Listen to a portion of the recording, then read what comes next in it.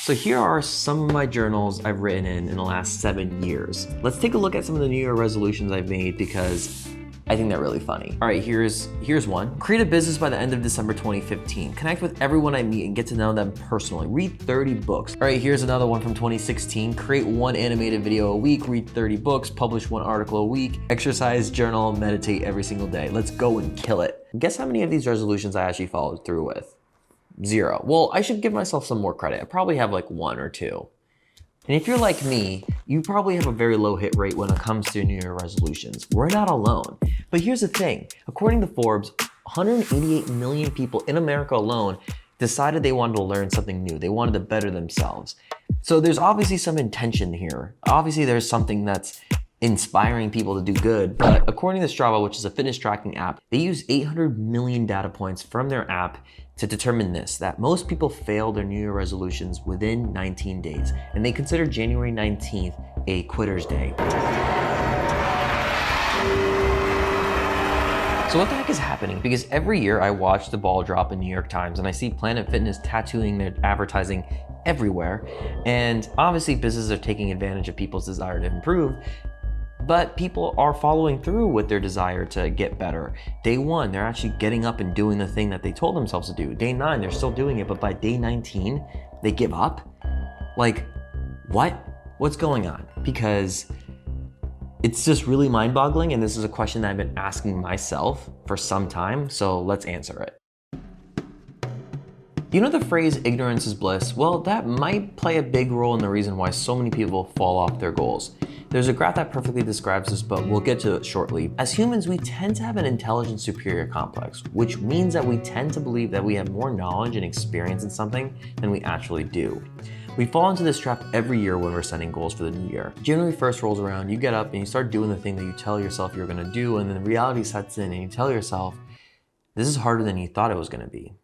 This is called the Dunning-Kruger effect. This illustration perfectly describes what I'm talking about. So let's say you have the goal of wanting to eat healthier. You have the confidence on y-axis and you have the expert level in the x-axis. When you first set your intention and goal, you start to feel good, right? You're justifying that you're being proactive with your life.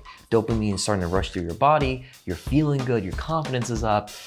You're gonna conquer the world. This is great because you initially need to have those feel-good vibes and the emotions to get going. But then the second day comes when you go into the kitchen and then the reality of actually eating healthy sets in. This is the part of the graph when the reality sets in that you're not as well equipped as you originally thought. And your confidence starts to dip. And when your confidence starts to dip, you're less motivated to actually do the thing that you originally said you were going to do. Here's the thing, not all hope is lost, right? Most people tend to give up in this part of the graph, but obviously there's a second half of this graph where your confidence does start to go back up, and we need to understand that more, but we'll get to it later. But we first need to understand what's going on in this area of the graph, and that's what we're going to talk about next, the dip.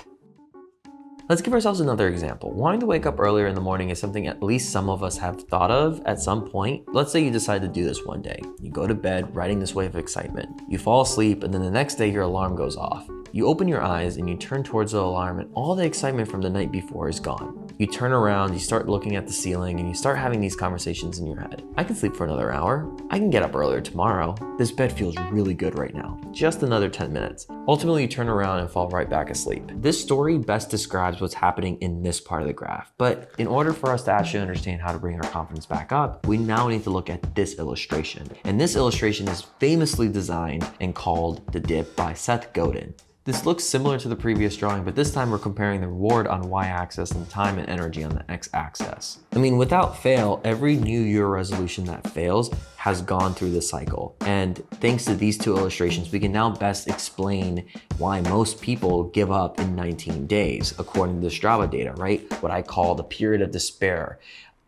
We tend to just misunderstand this part of the graph. And if we can really harness and reprogram our minds, I think we can do a lot of cool things. But before we can even do that, I have more questions I want to answer.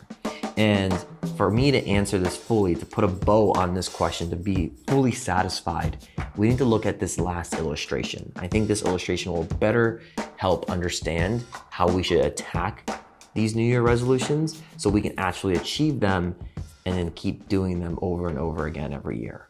Let's take a look. And it starts with a road bike. The pattern I've noticed every single year when I'm setting goals is that I'm not focused too much on the incremental steps between me starting and my end goal. I'm focusing too much on the big picture. And the incremental steps that happen between me wanting to do something and my end goal is marginal gains. How can I improve every single day by 1%? To help validate this idea, let's take a look at Dave Brailsford. He used to be the British cycle coach.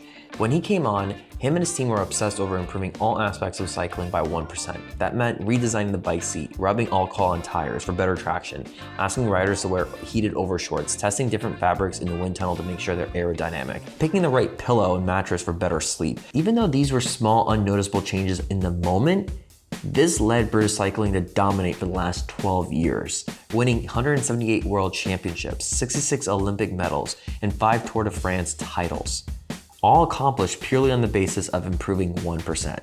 And to see the significance of this, let's look at this visually. Let's say after you decide to watch this video, you decide you're gonna improve 1% every single day.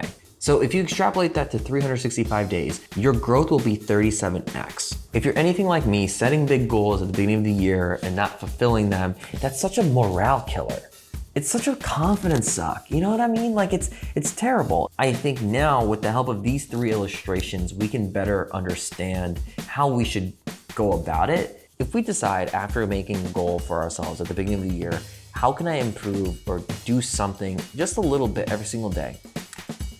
I think that's gonna bring us so much further than if we just set out a big goal, try to do it for a few days and then burning out. Even though the data overwhelmingly tells us that we're gonna give up on our goals in 19 days, if we look at these 3 illustrations and we tell ourselves that we're severely underestimating our ability to actually achieve the thing, but it's okay because we're gonna go through a moment of despair, but that's okay if we can keep pushing through and asking ourselves, how can we improve 1% each day and have those marginal gains? We're going to win out long-term every single year. And I think that answers my question of why I think a lot of people give up on their goals, but it also answers how to improve and how to not give up on our New Year resolutions, because it's really important. I think it's cool. I think it's really cool that every year we have this day that everyone wants to just improve. And I know there's a lot of hate out there of like New Year resolutions are just a scam. It's like a big marketing thing. But I think it's cool. I think collectively as a society, as a world, global humans, I'm just rambling at this point, but I think it's cool that we have a day where people can just sit back and reflect and decide what they want to improve on. And to me, that's awesome. Let's turn Quitter's Day into Winner's Day. Take that, Strava.